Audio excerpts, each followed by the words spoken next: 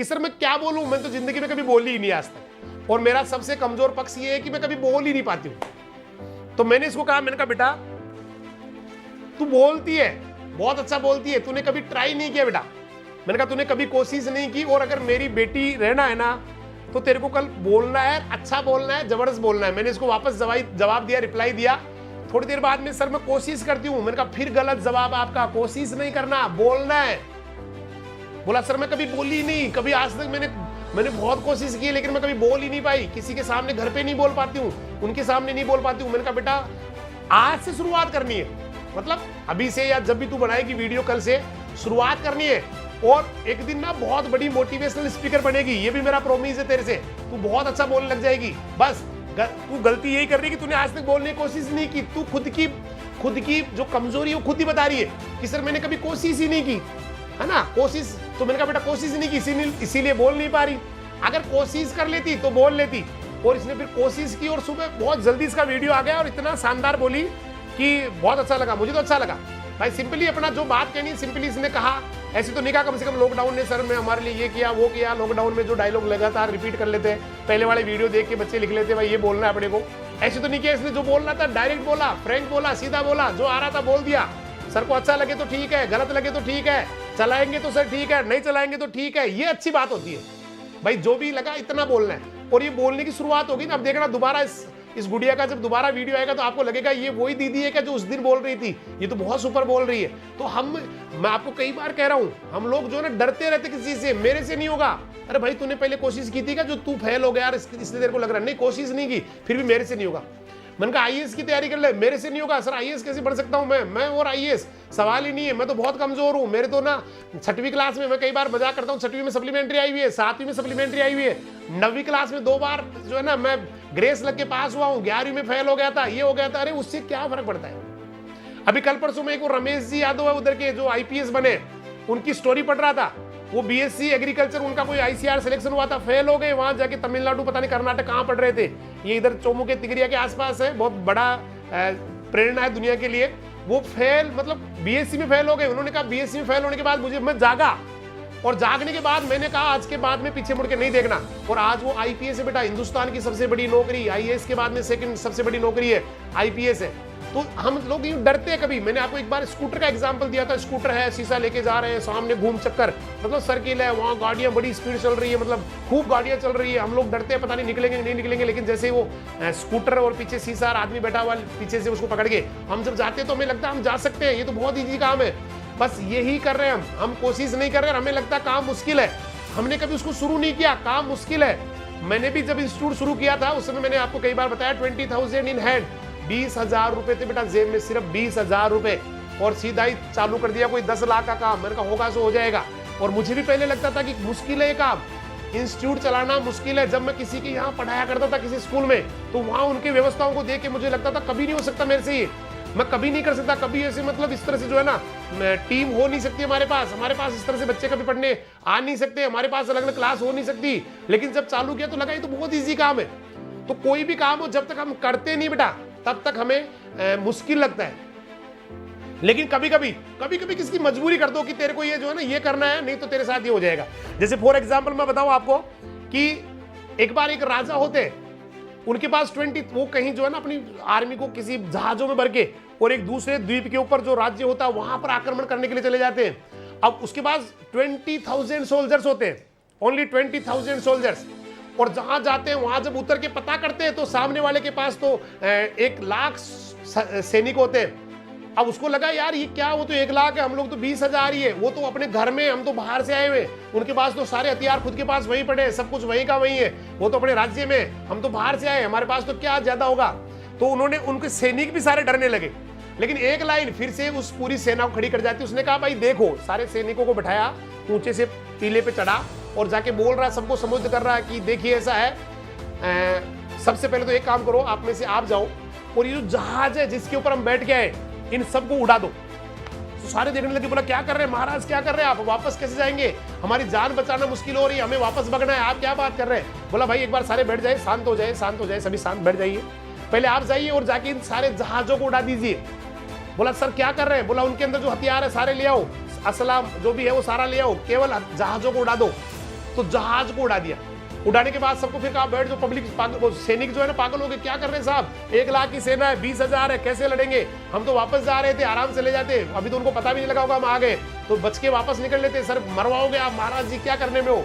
तो उन्होंने फिर संबोधन किया सभी का कि देखिए भाइयों ऐसा है, अब तो हमारे पास वापस जाने के लिए भी कोई व्यवस्था बची नहीं है, अब तो एक ही रास्ता है जीने का, जीने वैसे भी नहीं देंगे, अगर आप आक्रमण नहीं करोगे, यहाँ बैठे रहोगे तो भी आपको मारेंगे। तो अभी एक ही रास्ता बचा है, हथियार उठा लो और लड़ पड़ो उनसे, भिड़ जाओ, कम से कम एक मौका तो है जिंदगी जीने का, कम से कम एक मौका तो मिल रहा है जिंदगी जीने का, नहीं तो मर जाओगे पड़े पड़े, मार देंगे वो लोग, हत्या कर देंगे तुम्हारी, काट देंगे तुम्हें, चीर देंगे, फाड़ देंगे, नोच लेंगे और गिद्ध आपको खा जाएंगे। अब तो रास्ता एक ही बचा आपके पास, या तो उनको मार दो और या शहीद हो जाओ, इससे बढ़िया तो जो वो मारेंगे आके काटेंगे, इससे बढ़िया तो उनसे लड़ते लड़ते शहीद हो जाओ। ऐसा जोश फूंक दिया पूरी सेना में, सबने हथियार उठा लिया, बोलो चलो महाराज लड़ेंगे हम तो, बढ़िया रहा आपने जहाजों को, नहीं तो हम तो डगमग हो रहे थे, हमें तो एक रास्ता मिल रहा था वापस जाने का, एक वे निकल रहा था बस निकलने का, लेकिन अब तो हमारा एक ही रास्ता बचा है कि हम काटेंगे, मरेंगे, या है ना, और कैसे भी करके जीतेंगे। देखिए कितना जबरदस्त, कितना बड़ा जुनून और कितना बड़ा पागलपन था उस महाराजा में, उस राजा में। उन्होंने कहा भाई एक ही रास्ता बचा है, मार दो या फिर मर जाओ, दोनों में से इजी गोइंग मरो तो ठीक है, अदरवाइज तो लड़के मर जाओ, ज्यादा बढ़िया, सही तो कहलाओगे कम से कम। तो सारे भिड़ गए साहब और ऐसे लड़े जैसे आपने वो अक्षय कुमार का मूवी देखा होगा, बहुत जबरदस्त मूवी था, 21 सिख होते हैं, वो न जाने कितने जो है ना, वो जो मुगल बादशाह होते हैं उनके न जाने कितनों को काट देते हैं, वो सत्य बात है बेटा। जो सरदार होते हैं, सिख होते हैं, वो वास्तव में बहुत बहादुर होते हैं, बहुत जबरदस्त बहादुर होते हैं, बहुत ईमानदार होते हैं, बहुत ज्यादा मेहनती होते हैं। आपको दुनिया में ना बहुत कम ऐसे, सही बात है ये, आप अदरवाइज मत लेना बेटा, ऐसे मत समझना कि हम कमजोर है, लेकिन जिनमें अच्छाई है वो है बेटा, जिनकी अच्छाई है वो है, उसको मैं सैल्यूट करता हूँ। वो कभी भी भीख नहीं मांगते बेटा, कभी भी जो है ना वो इतने जुनूनी होते हैं, आप कभी जाना वहाँ इतने सेवाभावी होते हैं, कभी किसी के साथ चीटिंग नहीं करेंगे, कभी नहीं करेंगे। जैसे कई बार हम एक बार चंडीगढ़ जा रहे थे, मतलब अच्छे लोगों की बात बतानी थी बेटा सबको, ताकि अच्छाई आपके समझ में आए। हम लोग कहीं चंडीगढ़ से जा रहे थे तो हमने किसी सरदार जी को पूछ लिया, एक युवा थे, बाइक ले रखी थी, मैंने कहा भाई साहब हमें ना अमृतसर निकलना है। तो उन्होंने कहा भाई जी गलत आ गया। मैंने कहा कैसे, कि आपके राजस्थान नंबर की गाड़ी है, पुलिस वाले बहुत परेशान करेंगे आपको। तो पुलिस का तो आप जानते ही हो कैसे होते हैं। तो उन्होंने कहा बहुत परेशान करेंगे, आप ऐसा करो इधर से यूं निकल जाओ, यूं निकल जाओ। मैंने कहा सरदार जी माफी चाहेंगे, ये यूं समझ में नहीं आया किधर जाए। उस आदमी ने बाइक स्टार्ट किया, आप ताज्जुब करेंगे, और कम से कम 5 या 7 किलोमीटर उसने कहा साहब आप मेरे पीछे पीछे आ जाइए, मेरे पीछे आ जाइए, मैं लेके चल रहा हूँ गाड़ी को। फिर वो 5-7 किलोमीटर जाने के बाद उन्होंने कहा सर आप चले जाइए। मैंने कहा सर आपका मैं जिंदगी भर एहसान नहीं भूलूंगा। सर कोई बात नहीं, कहे आप परेशान होते हैं, इससे बढ़िया कि हमने आपकी। तो मेरी नजर में तो उनके प्रति और ज्यादा इज्जत बढ़ गई कि यार 5-7 किलोमीटर, हमारे यहाँ किसी को रास्ता पूछ लो, बोला 2 मिनट रुकना, मैं बता रहा हूँ आ रहा हूँ, और जूती पहन के, और जिसको जहां जाना है ना वो गाड़ी में बैठ के वहां जाके, और फिर देखो भाई पीछे रह गया, वापस 10 किलोमीटर वापस ले जाओ। ये तो क्या मेरे को यहाँ आना था इसलिए मैं 10, मतलब माफी चाहूंगा, किसी को बुरा लगेगा, लेकिन हम लोग ऐसे ही हो गए बेटा, हम लोग बहुत स्वार्थी हो गए, हम किसी को नहीं चाहते कि किसी का भला हो। तो ये चीज मैं आपसे कह रहा हूं। तो वहां आपने सुना होगा वो रियल कितने बच्चों की मूवी का नाम बताना, कौन सी मूवी थी जहां पर वो केसरी, यस आशीष यादव जी ने कहा केसरी मूवी है, देखना बेटा कभी मौका मिले तो। केसरी मूवी में वो एक सरदार होते हैं जो सबसे 21 होते हैं, लेकिन वो एक उनका जो मैन होता है भैया काट देता है सबको। तो यही कहानी उन राजा के पास थी, या तो मर जाओ या फिर मार दो, दोनों में से एक ही रास्ता है। मार दोगे तो जिंदगी शानदार होगी, यहाँ से सोना चांदी जो चाहो ले जाना घर पे, इनके जहाज लेके चलेंगे, सब कुछ, ये राज्य भी हमारा, सब कुछ हमारी संपदा धन सब कुछ हमारा। लेकिन रास्ता एक ही है, मारना पड़ेगा, काटना पड़ेगा 1 लाख को, और हम लोग है 20,000। तो सारे लोग भिड़ गए और ऐसे बहादुरों की तरह लड़े, ऐसे लड़े क्योंकि उनके पास रास्ता नहीं था। उस युद्ध को जीतना उनकी मजबूरी हो गई थी बेटा। अगर वो नहीं जीतेंगे तो जाएंगे कहां, उनको मार दिया जाएगा। तो ये इस मजबूरी ने उनको चैंपियन बना दिया था बेटा। वो जीत गए आराम से, उन्हें 1 लाख को मार के आराम से हो गए। हो सकता है उनमें से भी कई सारे मर गए होंगे, लेकिन जो बच गए ना वो चैंपियन थे। बस यही जिंदगी है बेटा, यही लाइफ है। हम लोग तब तक उस काम को मुश्किल मानते हैं जब तक हम उस काम को करते नहीं है, लेकिन जब करना शुरू करते तो लगता है ये तो बहुत ईजी काम है, ये तो आराम से हो जाएगा।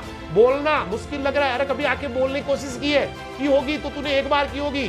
तू जो है ना, जब तूने बोलना शुरू किया होगा लोगों ने मजाक उड़ाया होगा। मैंने एक बार समझाया भी था, माइंड और जो है ना सारा एक साथ बैठता, सिस्टम बैठता नहीं है। तो ये सारी चीज मैंने आपको बताई थी एक बार कि माइंड शुरू में माइंड काम करता है। माइंड कभी भी 2 काम एक साथ नहीं कर सकता, एक काम ही कर सकता है। लेकिन धीरे धीरे प्रैक्टिस जब होती है तो माइंड 2 काम भी कर लेता है। हम साइकिल भी चला लेते हैं, उसके पेडल भी मार लेते हैं, उसका हैंडल भी संभाल लेते हैं, है ना, सारा कुछ कर लेते हैं। तो एक बार बात हम इस बारे में कर चुके हैं। तो ये तब तक ही काम मुश्किल लगता है जब तक आदमी उसमें घुस नहीं जाता, उसको शुरू नहीं कर देता। जब तक वो दूर से देखता मुश्किल है, इस पहाड़ पे चढ़ना मुश्किल है, तूने कितनी बार ट्राई की? ट्राई नहीं की भाई, तो ट्राई नहीं की, तेरे क्या पता मुश्किल है, ये काम करना मुश्किल है। वो फिर गलती आपकी नहीं बेटा। लोग भी ऐसी बातें करते हैं, हमेशा आपको नेगेटिव बात करते मिलेंगे, ये काम हो नहीं सकता, ये तेरे बस की बात नहीं है। बचपन से ट्रेनिंग दी जाती है, मैंने पहले एपिसोड में बोला था, हमें जिहादी बनाया जाता है कि तू कुछ नहीं कर सकता। इतने से थे हम, इतने उल्ले, उसी समय से ना घर वालों ने, ये तेरे से नहीं होगा, तू ये मत करना, ये दौड़ना मत, ये साइकिल मत चलाना, वो मत चलाना, गिर जाएगा, है ना, टूट जाएगा, बिखर जाएगा, ऐसे डरा देते लोग, खूब डराते हैं। मतलब इतनी छोटी छोटी बातों में डरा देते हैं कि हम लोग हिम्मत ही नहीं कर पाते। फिर हमें बच्चों को कहानियां भी ऐसी सुनाते हैं, वो डाइन आ गई थी, एक चुड़ैल आ गई थी, आई आज तक कहीं भी नहीं है, आई आज तक कहीं नहीं है, केवल बच्चों को डरा देते हैं, चुड़ैल है, वहां डाइन है, ये बाहर मत जाना, ये हो जाएगा, है ना, वो झोली वाला बाबा तेरे को उठा ले जाएगा, या वो हाबू तेरे को खा जाएगा, समटाइम हाबू तेरे को खा जाएगा। ये छोटी छोटी बातें, हमें लगता है इससे क्या फर्क पड़ेगा बच्चे पे, ये उसके दिमाग पे बहुत असर करते हैं बेटा। ये छोटी छोटी बातें उसके दिमाग पे ना बहुत असर करती है, खूब असर करती है, और धीरे धीरे वो ये मानने लग जाता है कि मैं कुछ नहीं कर सकता, मेरे अंदर कुछ नहीं है, मैं तो सिर्फ ऐसी दुनिया पे बोझ बनने के लिए आया हूँ। मतलब जो मानसिक गुलामी है ना, हम भी बच्चों में डाल देते हैं। उसको कहना चाहिए बेटा तू कर सकता है। मैंने इस बेटी को ये कहा, मैंने कहा तू बेटा बोल सकती है, सुमन बेटा तू बोल सकती है, तू बोलने वाली है। जबकि मैंने कभी इसको पहले आज तक ना इस बेटी से कभी मिला हूँ, ना मैंने इस बच्ची को पहले देखा है, केवल मैंने तो इसको लाइन ली, बेटा मैंने कहा तू कर सकती है, तू कुछ भी कर सकती है, और इसने कर दिया। तो बस यही लाइफ है बेटा, यही जिंदगी है, आप कुछ भी कर सकते हैं, बस आप ट्राई नहीं कर रहे, आप लोगों की कई सुनी बातों पे मान रहे, भाई ये नहीं हो सकता, आज तक उसने कोशिश, और फिर एग्जाम्पल भी तगड़े देते हैं कि तू क्या करेगा, वो तेरी कितनी % है, बोला 40% है, बोला अच्छा तो तू IAS बनेगा 40% वाला। मेरे जो बुआ जी का लड़का है उसके 95% है, पिछले 10 साल तैयारी कर रहा है, आज तक ही नहीं बन पाया, 10 साल से आज तक कभी नहीं बन पाया। तो सपुल कर, तो ये एक बड़ी प्रॉब्लम है। हम लोग जो है ना, हमें जिहादी बनाया जाता है कि ये नहीं हो सकता, वो नहीं हो सकता। तो इसलिए बेटा आप कर सकते हैं, परिस्थितियां ऐसी बनने मत दीजिए बेटा जिससे आपका दिमाग जो है ना वो इन फालतू की चीजों को मौका दे। और जब आदमी घुस जाता है ना किसी, मैंने आपको एग्जांपल दिया, जब उसके सामने मजबूरी हो जाती है कि नहीं मैं, अब तो मेरे पास रास्ता बचा ही नहीं, मुझे हर हाल में सफल ही होना पड़ेगा, अब मैं इधर जाऊंगा तो ये हो जाएगा, इधर जाऊंगा तो ये हो जाएगा, इधर जाऊंगा तो ये हो जाएगा, अब तो मुझे मेरे काम पे ध्यान देना पड़ेगा। जैसे मैंने उस हिरणी की कहानी सुनाई थी कि मुझे अब तो बच्चे को जन्म ही देना चाहिए, जो होगा सो देखा जाएगा, नदी बरसात जो भी हो रही है तूफान आ रहा है, जो भी आ रहा है, आग लग रही है, जो लग रही है, कोई नहीं, मुझे तो अपना काम करना है। तो ऐसे करके आप अपने काम पे फोकस करें बेटा, जबरदस्ती से फोकस करें, अच्छा कर जाएंगे बेटा, आप कर जाएंगे। और ऐसे लोगों की बातों बिल्कुल ध्यान नहीं दे, और अपने छोटे भाई बहनों कभी ये मत सिखाए कि तेरे से ये नहीं होगा, उसको अच्छे लोगों की कहानियां सुनाए बेटा। अगर जीजाबाई नहीं होती तो शिवाजी कभी महान नहीं बनते बेटा।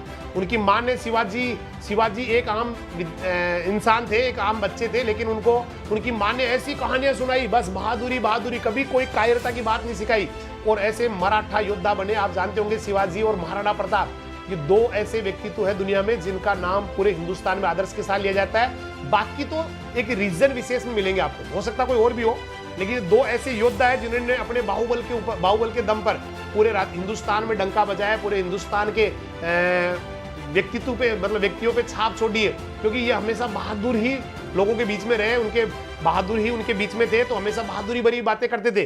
तो आप लोग कभी नहीं डरे बेटा, आप कुछ भी कर जाएंगे, केवल आप जो है ना उससे डरते रहते हैं। और अभी आ चुके, ये मोनिका बिटिया कह रही है, great sir ji, thank you बेटा, सॉरी गोल्डनिका। तो आप बेटा कर जाएंगे, आप कभी भी किसी चीज के बारे में, असंभव कुछ नहीं होता है। कई सारे बच्चे बुआईस ताजुब होता है, मैंने कई बच्चों से कई बार, सर मेरे से तो बोला ही नहीं जाता। अरे भाई बोल रहा है ना तू, जब भूख लगती है तो रोटी के लिए माँ को कह रहा है माँ खाना डाल दे, बोल रहा है ना, फिर क्या बोलेगा, है ना, पापा को पापा बोल रहा है, चाचा को चाचा बोल रहा है, फिर क्या बोला नहीं जा रहा। फिर कभी कोशिश की, बोला नहीं की, करेगा नहीं सर डर लगता है, मतलब कोशिश से डरते लोग। आप ताजुब करेंगे, करना तो आगे की चीज है, कोशिश करने से डर जाते हैं। तो कोशिश करने से नहीं डरना बेटा, आप कर जाएंगे कुछ भी। एक लास्ट में आपको छोटी सी स्टोरी सुनाता हूं कि आदमी हालात जब ऐसे बनते हैं तो कई बार कैसे उसकी मजबूरी बन जाती है सफल होना। एक बार एक बहुत रईस आदमी होता है, सुनना बेटा मजा आएगा। एक बहुत रईस आदमी होता है, बहुत धनाढ्य होता है, पैसे वाला सुपरमैन सा होता है, और उसका अजीब शौक होता है, मतलब अजीब उसका जो है ना, ये he was fond of aquatic, मतलब अद्भुत चीजें, यूनिक थिंग्स यूं कह सकते हैं आप, मतलब अद्भुत चीजें उसको पसंद होती। तो उसने क्या है, घर के बीचों बीच जो है ना मकान जो कोठी थी, वहां पर उसने एक स्विमिंग पूल बना रखा था।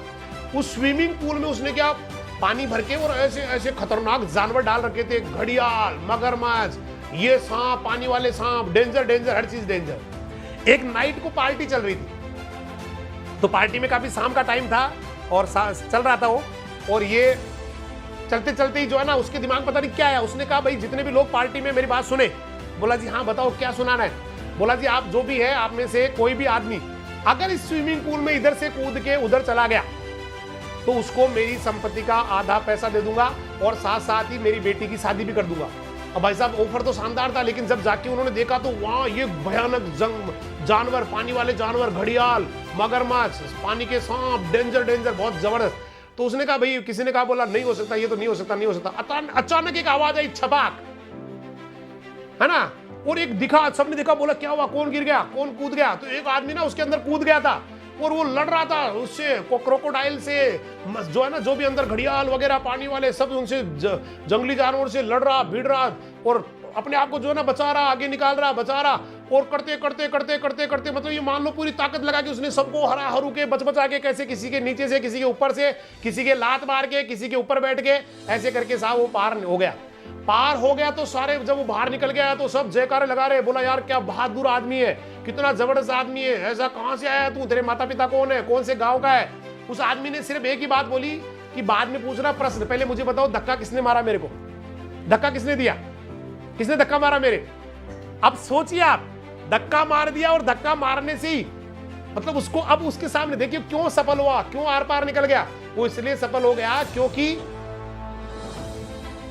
उसके सामने और रास्ता बचा नहीं था। दो ही चीज बची थी, या तो वो सरेंडर कर दे, ले मगरमच्छ खा ले मेरा हाथ, आजा, ले घड़ियाल खा ले मेरा हाथ, ले ले आजा तू, ले मेरे मत तो खा ले भाई, खा ले आजा आजा, तोड़ ले मन। एक तो रास्ता उसके पास ये था, और एक ये था कि नहीं अब मैं इस परिस्थिति में आ ही चुका हूं, अब मेरे पास कोई रास्ता बचने का निकलने का बचा नहीं है, तो क्यों ना लड़ा जाए इनसे, क्यों ना संघर्ष किया जाए इनसे, क्यों ना जीत की तरफ एक अपना कदम बढ़ाने की कोशिश की जाए, क्यों ना हम चैंपियन बन जाए। बस यही भावना, यही पागलपन उस आदमी को चैंपियन बना गया। एक्चुअली उसने खुद छलांग नहीं लगाई थी, वास्तव में किसी ने उसको धक्का मार दिया था, लेकिन धक्का मारने से उसके पास अब रास्ता बचा नहीं। उसने फैसला लिया वीरता वाला, बोला गिर तो गए ही हैं, क्यों ना बची जाते हैं। तो इस तरह से वो फिर उसके साथ जो है ना, जो भी उसको संपत्ति मिलनी थी वो सारी बातें हो गई। तो ये चीजें होती बेटा, यही जिंदगी, हम लोग बचते रहते हैं, बचाते रहते हैं अपने आप को। बहुत बहुत धन्यवाद।